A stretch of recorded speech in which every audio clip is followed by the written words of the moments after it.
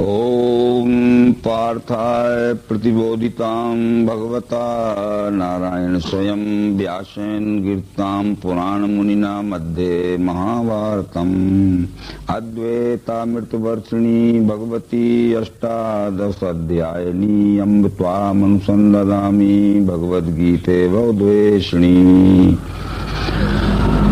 श्रीमद् भगवद गीता का भक्ति योग नामक 12वां अध्याय प्रारंभ कर रहे। अभी तक भगवान श्री कृष्ण ने विश्वरूप दर्शन योग नाम का 11वां अध्याय पूर्ण रूप से अर्जुन को समझा दिया। विश्वरूप दर्शन हो जाने के पश्चात जिसमें साकार और निराकार दो अपूर्ण द्वैतात्मक कल्पनाएं हैं, ये लय करके बतला दी। अर्जुन को भी ये पूर्ण रूप से समाधान हो गया और अर्जुन ने कहा कि अनेक बाहुदर वक्त नेत्रम पश्यामि त्वाम सर्वतो अनंत रूपम न अंत्यम न मध्यम न पुनस्वादिम पश्यामि विश्वेश्वर विश्वरूप। जिसे वेदों में विश्वरूप कहा गया है, उपनिषदों में यह दिखने वाला विश्व ही विश्वरूप है। इस विश्व से साकार और निराकार ये द्वैतात्मक कल्पनाएं पृथक नहीं हैं। अर्जुन को भी यह निश्चय हो गया, परंतु इसके बाद भी इस भक्ति योग नाम के 12वें अध्याय में जिज्ञासा के कारण अर्जुन ये पूछ रहा है, इस प्रकार सदा युक्त सेवा सगुण की करे वे और निर्गुण जो ध्यावे वे, इनमें श्रेष्ठ कौन है।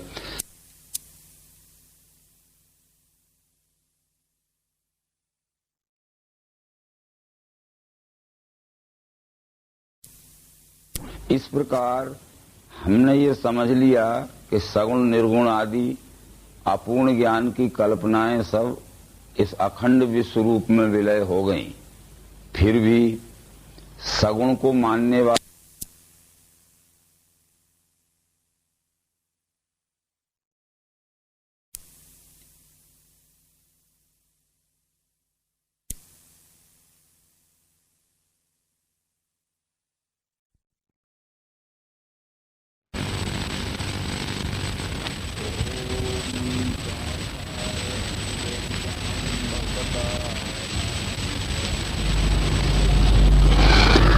ओम पार्थाय प्रतिबोधितां भगवता नारायण स्वयं व्यासेन गिरतां पुराण मुनिना मध्ये महाभारतम् अद्वैतामृतवर्षिणी भगवती अष्टादशाध्यायिनी अम्ब त्वामनुसंदधामि भगवद्गीते भवद्वेषिणी। श्रीमद् भगवद गीता का भक्ति योग नामक 12वां अध्याय प्रारंभ कर रहे। अभी तक भगवान श्री कृष्ण ने विश्वरूप दर्शन योग नाम का 11वां अध्याय पूर्ण रूप से अर्जुन को समझा दिया। विश्वरूप दर्शन हो जाने के पश्चात जिसमें साकार और निराकार दो अपूर्ण द्वैतात्मक कल्पनाएं हैं, ये लय करके बतला दी। अर्जुन को भी ये पूर्ण रूप से समाधान हो गया और अर्जुन ने कहा कि अनेक बाहुदर वक्त नेत्रम पश्यामि त्वाम सर्वतो अनंत रूपम न अंत्यम न मध्यम न पुनस्वादिम पश्यामि विश्वेश्वर विश्वरूप। जिसे वेदों में विश्वरूप कहा गया है, उपनिषदों में यह दिखने वाला विश्व ही विश्वरूप है। इस विश्व से साकार और निराकार ये द्वैतात्मक कल्पनाएं पृथक नहीं हैं। अर्जुन को भी यह निश्चय हो गया, परंतु इसके बाद भी इस भक्ति योग नाम के 12वें अध्याय में जिज्ञासा के कारण अर्जुन ये पूछ रहा है, इस प्रकार सदा युक्त सेवा सगुण की करे वे और निर्गुण जो ध्यावे वे, इनमें श्रेष्ठ कौन है। इस प्रकार हमने ये समझ लिया कि सगुण निर्गुण आदि अपूर्ण ज्ञान की कल्पनाएं सब इस अखंड विश्व रूप में विलय हो गईं। फिर भी सगुण को मानने वाला बड़ा है कि निर्गुण को मानने वाला बड़ा है? ये पूछना स्वाभाविक ही है, क्योंकि आजकल भी विश्वरूप दर्शन हो जाने के पश्चात कोई सगुण का प्रतिपादन करते हैं, कोई निर्गुण निराकार का प्रतिपादन करते हैं। उसी उद्देश्य से अर्जुन ने भी पूछा। भगवान श्री कृष्ण ने इसका उत्तर दिया कि रख के मन मेरे में सेवा मेरी सदैव, जो करता है दृढ़ श्रद्धा से सो मेरे मत से बड़ा। श्री कृष्ण कहते हैं कि न सगुण को मानने वाला बड़ा है, न निर्गुण को मानने वाला बड़ा है। सगुण निर्गुण ये द्वैतात्मक कल्पनाएं जिस विश्व रूप में विलय हो जाती हैं, उस विश्व रूप को जान पहचान कर उसकी अपने स्वकर्म के द्वारा निष्काम भाव से सेवा करने वाला ही अनन्य भक्त है। उसको मैं ही बड़ा भक्त मानता हूँ। ये वेदों में भी इस प्रकार कहा गया है कि पुरुष ये वेदम सर्वम यत भूतम यच्च भव्यम। इससे आशय होता है कि पुरुष नाम परमात्मा का है, पुरुष एव इदम सर्वम। यह सब जो दिख रहा है आदि अंत मध्य है चराचर के विस्तार में, यह सब विश्व ही विश्व रूप परमात्मा है। उपनिषद जो वेदों के अध्याय हैं उनमें भी इस तरह सगुण निर्गुण की द्वैतात्मक कल्पनाओं का लय विश्व रूप में करके दिखाया गया है। संयुक्त में तत्क्षरक्षरम चा व्यक्ता व्यक्तम भरते विश्व ईशा। जो क्षर अक्षर का संयुक्त स्वरूप है, व्यक्ति यानी साकार, अव्यक्त यानी निराकार, दोनों भावात्मक कल्पनाओं का जहाँ विलय हो जाता है उसका नाम विश्वरूप परमात्मा है। उस विश्वरूप परमात्मा को जानकर अपने स्वकर्म द्वारा जो सेवा में लग गया है उसको मैं बड़ा भक्त मानता हूँ। तो इस तरह से कहने के पश्चात भी जो अक्षर या निर्देश से अचिंत अचल ध्रुव सर्वत्र व्यापी कूटस्थ ऐसे अव्यक्त को गए। श्री कृष्ण ने कहा कि अगर कोई निर्गुण को ही मानना चाहता है, निराकार को ही मानना चाहता है, तो निराकार जिसका कोई आकार ही नहीं है अथवा जो विशिष्ट आकार में नहीं दिखता है, अनिर्देश है, उसको हम अंगुली से निर्देशित करके नहीं बतला सकते कि कहाँ है और कैसा है, कि किस जगह है, कैसा है। अचिंत है, उसका चिंतन भी नहीं हो सकता क्योंकि वो केवल निराकार है। यदि चिंतन हो सकता है तो उसके स्वरूप सहित, उसके आकार सहित, उसके निराकार भाव का ही चिंतन हो सकता है। तो जो अक्षर है, निर्गुण है, निराकार है, अव्यक्त है, वो अचिंत है, अचल है, उसको कोई प्राप्त करना चाहता है तो अव्यक्त चाहने वाला जो उसे क्लेश हैं बड़े।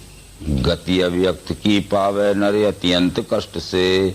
उस अव्यक्त को या निराकार को जो प्राप्त करना चाहता है तो कितने ही कठिनाई में पड़े, वो कितने ही क्लेश भोगे, परंतु उसको ये साकार को छोड़कर निराकार मिलने वाला नहीं है। आशय इसका बतलाया कृष्ण जी ने कि गति अव्यक्त की पावे नर अत्यंत कष्ट से। तो ये पुरुषोत्तम जो विश्वरूप परमात्मा है उसमें गति, स्थिति और परम स्थिति ऐसे तीन शब्द आते हैं। तो गति अव्यक्त की पावे, अव्यक्त यानी निराकार को कोई प्राप्त करना चाहता है तो साकार के सहित ही निराकार मिलेगा, क्योंकि गति कहते हैं परिवर्तनशील चेंजेबल क्षर को। तो वो गतिमान क्षर के सहित ही, साकार के सहित ही निराकार अक्षर मिलेगा। परंतु वो गति क्षर सगुण साकार है, स्थिति अक्षर निर्गुण निराकार है। गति स्थिति दोनों का जिसमें लय है वो परम स्थिति पुरुषोत्तम है। इसलिए पिछले अध्यायों में ये बतलाया दिया गया था कि सतम परम पुरुष मुपैत दिव्यम, वो उस परम पुरुष परम स्थिति को प्राप्त होता है, यानी परमात्मा को प्राप्त कर लेता है। तो अक्षर निराकार मिल नहीं सकता है, साकार आकार को छोड़कर निराकार नहीं रह सकता। इसलिए साकार निराकार दोनों का विलय स्थान पुरुषोत्तम परमात्मा भी है। आशय इन संनियमि इंद्रिय ग्रामम सर्वत्र संबुद्धया ते प्राप्नुवन्त मामेव सर्वभूत हिते रता। इंद्रिय समुदाय को संयम में बस के करके जिसने अपनी बुद्धि के द्वारा सर्वत्र व्यापी परमात्मा को देख लिया है तो उसकी यही पहचान है सर्वभूत हिते रता। जो 6वें अध्याय में आत्म संयम योग नाम के 6वें अध्याय में कहा गया था, सर्वभूतेषु आत्मा को सब भूतों में, भूतों को आत्मा में लखे, योग युक्त स्थिति वाला सर्वत्र समदृष्टि का परमात्मा संपूर्ण चराचर सृष्टि में है। संपूर्ण चराचर सृष्टि जो परमात्मा में है, इस तरह से जो परमात्मा को देख लेता है तो सर्वत्र समदर्शना, उसको ही सर्वत्र समदर्शन होता है। जिसको सर्वत्र समदर्शन हो चुका है उसके इस भक्ति योग नाम के 12वें अध्याय में ये पहचान कराई गई है कि सर्वभूत हिते रता। वो प्राण चराचर सृष्टि के रूप में दिखने वाले प्राणी मात्र की सेवा में स्वकर्म द्वारा हुआ लगा दिखेगा। यदि स्वकर्म द्वारा सेवा चराचर सृष्टि के रूप में दिखने वाले परमात्मा की नहीं कर रहा है तो वो सर्वत्र समदर्शन उसको नहीं हुआ है। ये 6वें अध्याय से सिद्ध है। अव्यक्त चाहने वाला जो उसे क्लेश हैं बड़े, गति अव्यक्त की पावे नर अत्यंत कष्ट से। परंतु योग है मुझको सौंपे सब कर्म ही मुझे, अनन्य योग से मेरी करते हैं भक्ति ध्यान से। परंतु योग है मुझको, यहाँ मुझको परमात्मा भाव से कृष्ण कह रहे हैं कि न सगुण को न निर्गुण को। सगुण निर्गुण इन दोनों कल्पनाओं का लय जिस विश्वरूप परमात्मा में है, उस विश्वरूप परमात्मा को जो दर्शन करके ग्रहण कर लेता है और सौंपे सब कर्म ही मुझे, अपने स्वकर्म द्वारा जो सेवा करता है विश्वरूप परमात्मा की सेवार्थ ही करता है। ऐसे कि 3रे अध्याय में कृष्ण ने कहा था कि कर्म से संसिद्धि जनक आदि पा गए, लोक कल्याण दृष्टि से तुझे भी कर्म योग है कि ये अपने स्वकर्म द्वारा विश्वरूप परमात्मा की सेवा करके जनक आदि बड़े बड़े ज्ञानी विज्ञानी पुरुषों ने ये मानव जन्म लेने के परम सुख शांति की सिद्धि पाई है। इसलिए लोक कल्याण दृष्टि से तुझे भी ये विश्वरूप परमात्मा की सेवा करना तेरा इति कर्तव्य हो जाता है। ऐसे अनन्य भक्तों का मेरे में पार्थ प्रेम से जल्दी उद्धार करता हूँ मृत्यु संसार चक्र से। परंतु इस 12वें अध्याय में जो श्लोक कहा गया, अनन्य नैव योगेन माम ध्यायन्त उपास्ते, ये अनन्य योग से मेरी करते हैं भक्ति ध्यान से। अनन्य योग यह दिव्य चक्षु योग का ही नाम है। अनन्य योग 11वें अध्याय में श्री कृष्ण जी कह चुके थे कि अनन्य योग द्वारा ही तत्वतः इस प्रकार में देखने जानने वैसे मिलने योग्य पार्थ हूँ। अनन्य योग के द्वारा इस विश्वरूप परमात्मा को देखा जा सकता है, इसकी जान पहचान हो सकती है, उसमें अखंड एकात्मता का अनुभव हो सकता है। तो अनन्य योग नाम इस दिव्य चक्षु योग का ही है, विज्ञान योग का ही है। तो ऐसे अनन्य भक्तों का मेरे में पार्थ प्रेम से जल्दी उद्धार करता हूँ मृत्यु संसार चक्र से। जो अनन्य भक्त मेरे हो गए हैं, इन अनन्य भक्तों का ये जन्म मृत्यु के संसरण चक्र से जल्दी उद्धार हो जाता है, जन्म मृत्यु के कष्टमय चक्र से छूट जाते हैं।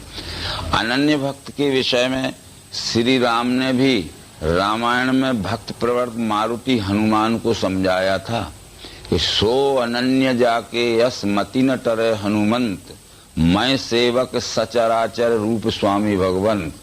अनन्य भक्त उसे कहते हैं जिसकी मति यानी बुद्धि में पक्का निश्चय स्थिर हो जाता है कि मैं सेवक हूँ, ये चराचर सृष्टि के रूप में जो कुछ भी दिख रहा है यही हमारा सबका पूज्य स्वामी भगवान है। ऐसा निश्चय जिसकी बुद्धि में पक्का अटल स्थिर हो जाता है उसे अनन्य भक्त कहते हैं। ऐसे अनन्य भक्तों का मेरे में पार्थ प्रेम से जल्दी उद्धार करता हूँ मृत्यु संसार चक्र से। ये उद्धार करने का मतलब है उसका मनुष्य जन्म लेना सार्थक हो गया, इससे ज्यादा और उससे कुछ प्राप्त करना नहीं है, क्योंकि इन बातों को भगवत गीता के पिछले अध्यायों में भी श्री कृष्ण अर्जुन को समझा चुके। आत्मा में है जिसे प्रेम, आत्म में तृप्ति है मिली, आत्म संतोष में मस्त, उसे कर्तव्य है नहीं। जिस व्यष्टि जीव आत्मा ने संपूर्ण विश्वरूपी परमात्मा को पहचान लिया और विश्वरूप परमात्मा को दिव्यचक्षु योग से जान पहचान कर अपने स्वकर्म के द्वारा इस विश्वरूप परमात्मा की सेवा में जो लग गया है तत्परता से, तो उसे कर्तव्य है नहीं। इससे ज्यादा कर्तव्य उसको कुछ नहीं करना है, उसका इति कर्तव्य हो चुका। तो रखना मन मेरे में, सौंपना बुद्धि भी मुझे, ऐसा करने से पार्थ मुझ में मिल जाएगा। तेरा जो मन है इस विश्वरूप की सेवा में लगा, बुद्धि से भी विश्वरूप की सेवा कर। मन में जो अनेक प्रकार के संकल्प विकल्प उठते हैं, ये संकल्प विकल्प तेरे निष्काम भाव से सेवा करने के लिए ही उठा करें, क्योंकि ये भगवत गीता के 6वें अध्याय में इस बात को कृष्ण जी ने कहा है कि संकल्प सभी त्यागे योगारूढ़ उसे कहा, होवे संकल्प से पैदा सो इच्छा सभी तजे, मन को आत्मा में जोड़े न करे ध्यान अन्य का। तो मन में जो संकल्प उठते हैं तो दो प्रकार के संकल्प होते हैं, एक सकाम संकल्प होता है, एक निष्काम संकल्प होता है। तो सकाम संकल्प को भी छोड़ देना चाहिए और निष्काम संकल्प को लेना चाहिए।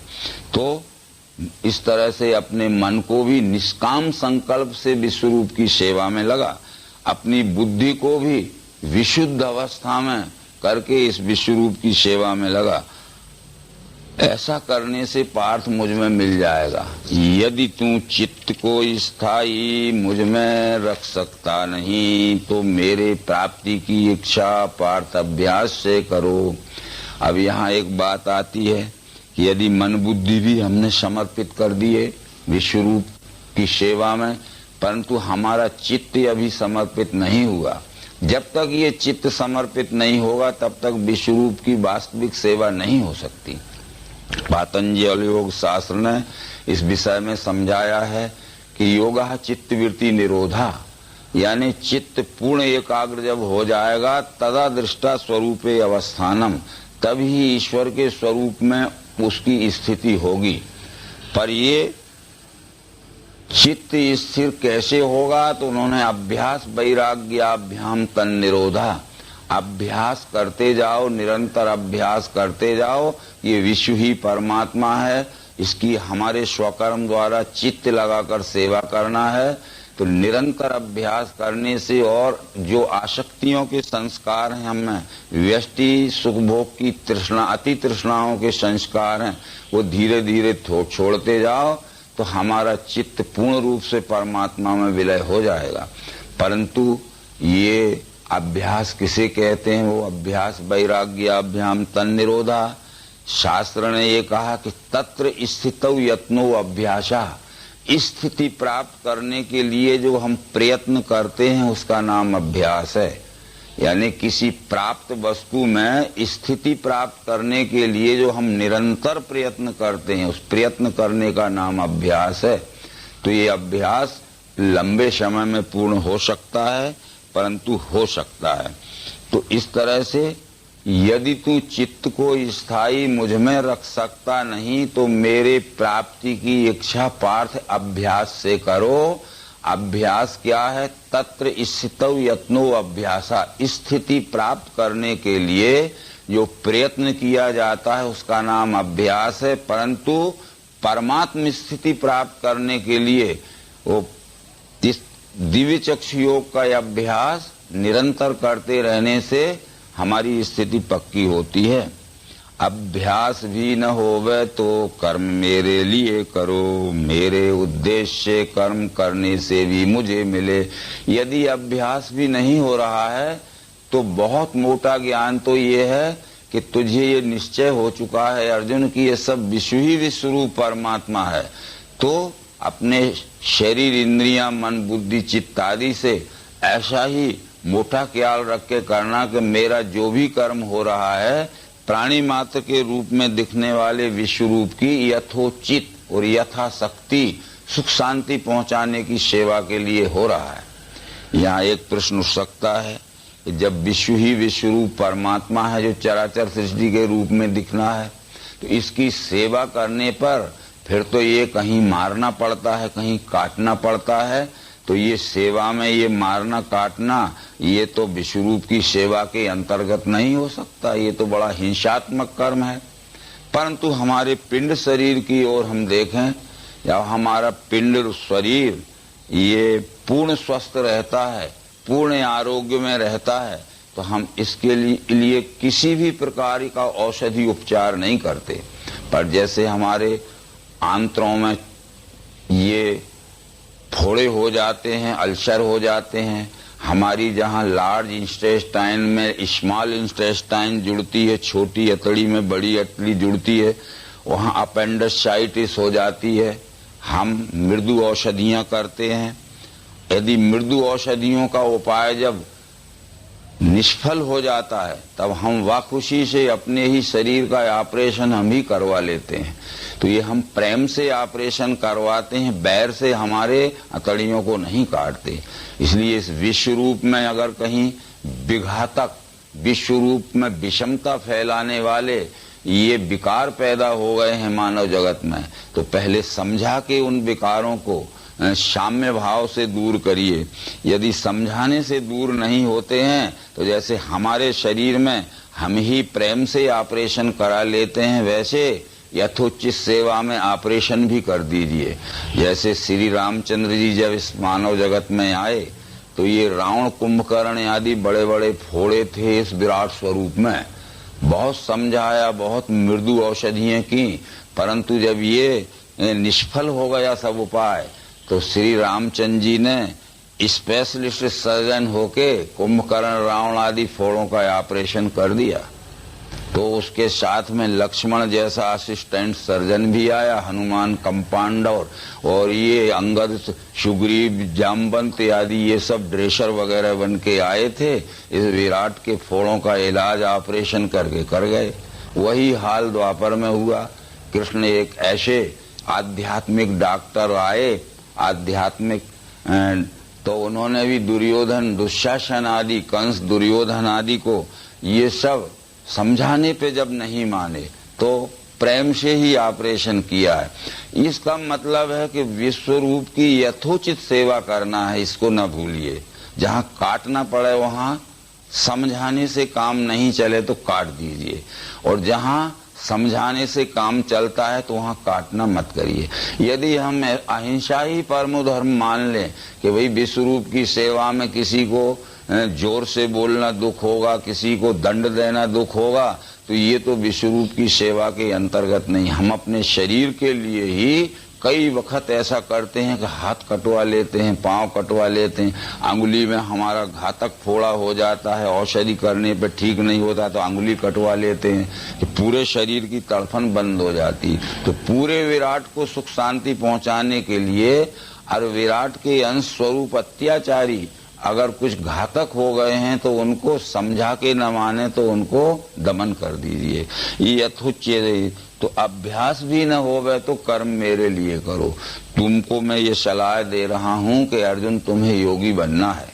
जहाँ के श्री कृष्ण ने 6वें अध्याय में ये कहा था कि तपस्वी से बड़ा योगी, ज्ञानी से भी वही बड़ा, कर्मी से श्रेष्ठ है योगी, तस्मात् योगी भव अर्जुन। अर्जुन मैं तुमको योगी बनाना चाहता हूँ, परंतु योगी तो बनाना चाहता हूँ, पर कौन सा योगी बनाना चाहता हूँ कि हतो वा प्राप्स्यसि स्वर्गम जित्वा वा मोक्षे महीम तस्मात् उत्तिष्ठ कौन्तेय युद्धाय कृत निश्चया। तस्मात् योगी भवार्जुन, क्योंकि तस्मात् उत्तिष्ठ कौन्तेय युद्धाय कृत निश्चया। अर्जुन इसलिए मैं तुझे योगी बना रहा हूँ कि इसलिए कि तुझे युद्ध करना है, ऑपरेशन करने हैं, बस ये योगी बनना है तुझे। ऐसा नहीं कि सिर झुकाता रहे और भीख मांगने के लिए तू भागने को तैयार है। ये योगी भगोड़ा योगी नहीं बनाना चाहता। योगी का अर्थ है विश्व रूप की सेवा में जहाँ जैसा मौका आवे उस तरह से यथोचित सेवा करना ही हमारी अनन्य भक्ति होगी। तो अब यह भी जो नहीं होवे तो अनन्य विचार से मन को रखना स्थायी कर्म का फल छोड़ना। ये भी यदि नहीं हो सकता है तो अनन्य विचार को मत छोड़ना। अनन्य विचार का मतलब है अन का अर्थ है नहीं, अन्य का अर्थ है दूसरा। परमात्मा के सिवाय ये विश्व में कोई दूसरी चीज नहीं है। जितने भी देवी देवता क्यों ना हो वो परमात्मा के विराट शरीर के अंगोपांग हैं। जैसे हमारे इस पिंड शरीर के कान, आंख, त्वचा, जीव, नाक, हाथ, पांव आदि अंग ये भी तो सब देवी देवता हैं। जैसे हमारे कान में आकाश का देव बैठा हुआ है, हमारे त्वचा में वायु देव बैठा हुआ है, हमारे नेत्र में अग्नि देव बैठा हुआ है, हमारे जिह्वा में वरुण देव बैठा हुआ है, हमारी नासिका में अश्विनी कुमार, ये सब देव ही बैठे हैं। तो इस तरह से ये निश्चित समझ के तू कि अनन्य भाव से कि ये सब विश्व रूप जो दिख रहा है अनंत विस्तार में, ये सब समुच्चय स्वरूप परमात्मा ही है, ऐसा अनन्य विचार रख के मन को रखना स्थायी, कर्म का फल छोड़ना। मन में ये संकल्प विकल्प जो कि तुझे अज्ञान के भ्रम जनित संकल्प विकल्प हो रहे हैं, इनको छोड़कर मन को स्थायी और स्वस्थ रख के कर्म की फलासा छोड़ के युद्ध तुझे करना है। क्योंकि पहले अध्याय में अर्जुन ये कह चुका था कि यहाँ ठहरा नहीं जाता, मन में भ्रम छा गया, तो मन को रखना स्थायी, मन को भ्रमित मत रखना है अर्जुन। इसके बाद दूसरे अध्याय में भी कृष्ण ने अर्जुन ने ये कहा था, अज्ञान के दोष हिये समाये, भूला हूँ धर्म सो पूछता हूँ, होवेगा श्रेय स्थायी कहो सो, मैं सेवक हूँ आपका बोल देव। धर्म और अधर्म किसे कहते हैं? मेरा मन भ्रमित हो जाने से इस समय ये मुझे विस्मृति हो गई है, इसलिए मैं शिष्य भाव से, समर्पित भाव से आपसे पूछता हूँ कि मेरे मन का अज्ञान जनित भ्रम निकालकर धर्म की सच्ची पहचान और मेरे स्वकर्म की वास्तविक पहचान मुझे करा दीजिए, ताकि मैं स्वकर्मारूढ़ हो जाऊं। तो यह भी जो नहीं होवे तो अनन्य विचार से मन को रखना स्थायी, कर्म का फल छोड़ना। अभ्यास से ज्ञान श्रेष्ठ, ज्ञान से ध्यान है बड़ा, ध्यान से कर्म फल त्याग, त्याग से शांति है मिले। इस 12वें श्लोक में कृष्ण ये कहना चाहते हैं कि अभ्यास की जरूरत क्यों है, किसी भी विद्या का क्यों ना हो, अभ्यास की जरूरत क्यों है? क्योंकि अभ्यास की से ज्ञान प्राप्त होता है।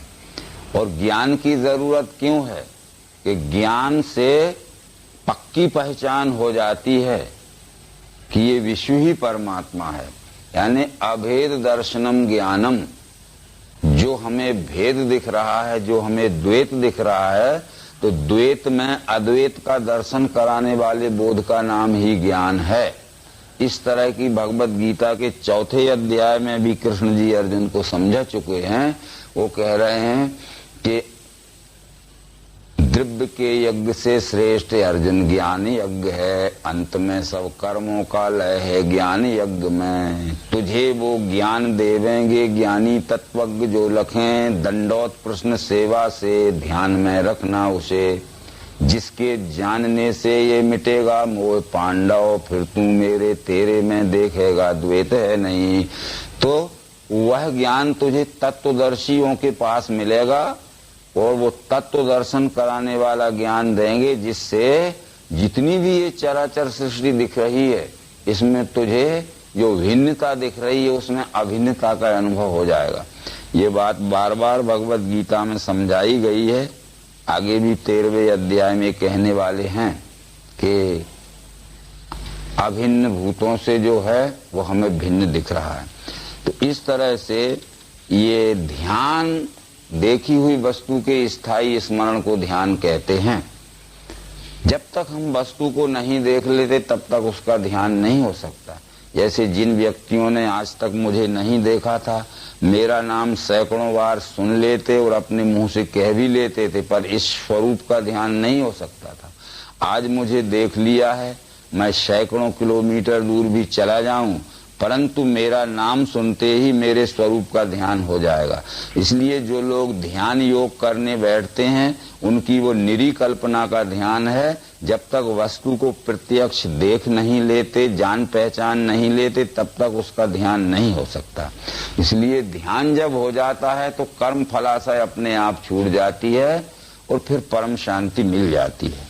अद्वेषी मित्र भूतों का, क्षमी सागर प्रेम का, निर्मोही निरहंकारी समान सुख दुख में, स्थिर चित्त सदा तुष्ट बस में, मन निश्चयी मन बुद्धि मुझे सौंपे, भक्त वो प्रिय है मुझे जिसका चित्त स्थिर हो जाता है, सदा संतुष्ट रहता है, मन बुद्धि जिसके बस में रहते हैं। ऐसा निश्चय में स्थिर पुरुष इस विश्व को ही विश्वरूप परमात्मा समझकर स्वकर्म द्वारा सेवा करता है, अन्य किसी देवी देवताओं के सेवा में नहीं उलझता है।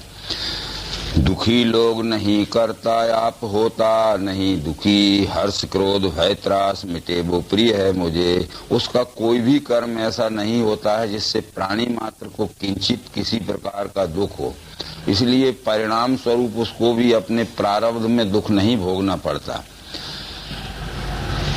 उदा इच्छा त्यागी सुचि दक्ष उदासीन व्यथा मिटी, चाहे न फल कर्मों में वो मेरा प्रिय भक्त है। अनपेक्ष का मतलब है जो किसी अपेक्षा में नहीं फंसा हुआ है।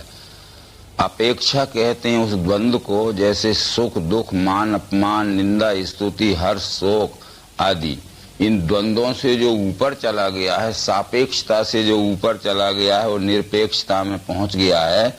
उदासीन कहते हैं जो कहते हैं ऊपर, आसीन कहते हैं बैठने को। हर्ष शोक निंदा स्तुति आदि के जो ऊपर साक्षी बनकर बैठ गया है तो उसको ये भाव कभी भी व्यापते नहीं है। और चाहे न फल कर्मों में वो मेरा प्रिय भक्त है। तो हर्ष द्वेष नहीं दिखे सोचता, चाहता नहीं शुभाशुभ गए जिसके भक्त वो प्रिय है मुझे। किसी कर्म करते समय उसको सफलता मिल जाती है तो हर्षातिरेक नहीं करता है, और सफलता नहीं मिलती है तो दुख और शोक में नहीं डूब जाता है। शुभ शुभ गए जिसके भक्त वो प्रिय है मुझे। ये शुभ अशुभ का मतलब होता है हम जैसे अज्ञानी या भ्रमग्रस्त जीवों को शुभ अशुभ बड़े जल्दी लग जाते हैं। हम जब कहीं रास्ते में जाते हैं तो खाली घड़ा लिए मिल गया, कोई एक आंख वाला मिल गया, कोई अथवा कोई बिल्ली रास्ता काट गई तो हम कहते अशुभ हो गया और हम बैठ जाते हैं। सच्चा पुरुषार्थ करने में भी निष्क्रिय होकर बैठ जाते हैं। तो जो भगवान का अन्न भक्त हो गया है विश्व रूप का, तो शुभाशुभ गए जिसको भक्त वो प्रिय है उसे शुभाशुभ नहीं व्यापते हैं। ये बात रामायण में श्री राम ने भी कही है कि त्यागहि कर्म शुभाशुभ दायक, भजहि मोह सुर नर मुनि नायक। जो श्रेष्ठ बुद्धिवान पुरुष हैं, जो मेरे भक्त हैं, वो शुभाशुभ के शकुन अपशकुन के झगड़े में नहीं पड़ते हैं। ये शकुन अपशकुन केवल अविवेक बुद्धि वाले अज्ञानियों को लगते हैं, भक्तों को नहीं लगते। समान शत्रु मित्रों में, सम्मान अपमान में, सुख दुख सर्दी गर्मी समय संगी भी मिटा। शत्रु मित्र से जिसे आत्मवत व्यवहार रहता है, इसका आशा ये है कि शत्रु को तो शत्रु के समान देखेगा, परंतु यदि हमें शत्रु का कोई निर्णय करने का मौका मिल गया तो निरपराध शत्रु होगा तो हम शत्रुता के कारण निरपराधी को दंडित नहीं कर सकता वो जो भक्त है। और वो अपराधी मित्र होगा तो मित्रता के कारण अपराधी मित्र को भी निरपराध घोषित नहीं करेगा, यानी अपराधी मित्र को भी सजा देगा और निरपराधी शत्रु को भी निरपराध छोड़ेगा, दंडित नहीं करेगा। ये अनन्य भक्त जो हो जाता है उसकी लक्षण है। तो तुल्य निंदा स्तुति मौनी संतुष्टो ये निकेनचित, भक्त मेरा स्थिरमति या स्थानीय प्रिय वो मुझे। तुल्य निंदा स्तुति मौनी, निंदा और स्तुति के अनेक प्रसंग आते हैं। मौनी शब्द जो यहाँ आता है, मौनी का अर्थ है कि जो मननशील पुरुष है,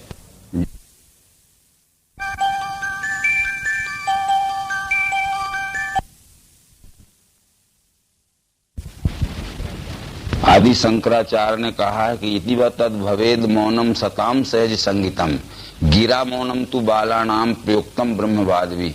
सत्य भाषण करना यह ज्ञानियों का मौन है, और मुंह से कुछ न बोलना यह मूर्खों का मौन है। इसलिए मौनी यानी मननशील व्यक्ति यानी मुनि यानी मौनी, ये यहाँ अर्थ है। मुंह से कुछ न बोलने का अर्थ मौनी नहीं है। अनन्य भक्त जो मेरा श्रद्धा से कहा हुआ यथार्थ धर्म पाले वो अत्यंत प्रिय है मुझे। वही मेरा अनन्य भक्त है कि जो मैंने अभी तक अनन्य भक्त के लक्षण बतलाए उनको वो नित्य के व्यवहार आचरण में लाता है। वह मेरा अतीव प्रिय भक्त है, यानी सबसे अधिक प्रिय भक्त है। उनके अंतर्गत ये सकुन अपसकुन की सब बातें आ गई। अब हम अनन्य भक्त तो बनना चाहते हैं और जन सेवा के लिए जाना चाहते हैं, परंतु बिल्ली रास्ता काट गई तो सिर पकड़ के बैठ गए, हम कैसे अनन्य भक्त होंगे। ये सब बातें समझाते हुए ये भक्ति योग नाम